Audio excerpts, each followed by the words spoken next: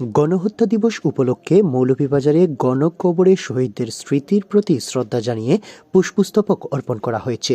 বুধবার ২৫ মার্চ সকালে শহরের শাহ মুস্তফা রোডস্থ গণকবরে পুষ্পস্তবক অর্পণের মাধ্যমে শহীদদের স্মৃতির প্রতি গভীর শ্রদ্ধা নিবেদন করেন জেলা প্রশাসক, জেলা পুলিশ ও মুক্তিযোদ্ধা রাজনৈতিক দল সহ বিভিন্ন প্রতিষ্ঠান।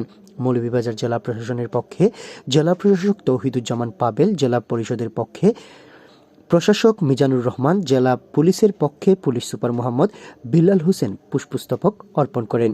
পুষ্পস্তবক অর্পণের পর নিহত শহীদদের আত্মার মাগফিরাত কামনায় বিশেষ দোয়া ও মুনাজাত করা হয়। বাংলাদেশের ইতিহাসে একটি কালো অধ্যায় 25শে মার্চের 1971 সালে পাক হানাদার বাহিনী বাংলাদেশের নিরীহ মানুষের উপর ঝাঁপিয়ে পড়েছিল।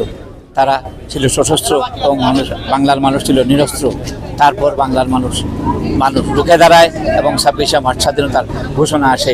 সেই ঘোষণা থেকে 9 মাস রক্তক্ষয়ী সংগ্রামের মাধ্যমে এই দেশ স্বাধীন হয়। 16ই ডিসেম্বর এই দেশ স্বাধীন হয়। আমরা স্বাধীনতা পেয়েছি। আমাদের একটি স্বাধীন সার্বভৌম রাষ্ট্র বাংলাদেশ গঠিত হয়েছে। আমরা বাংলাদেশ নিয়ে আমরা গর্বিত।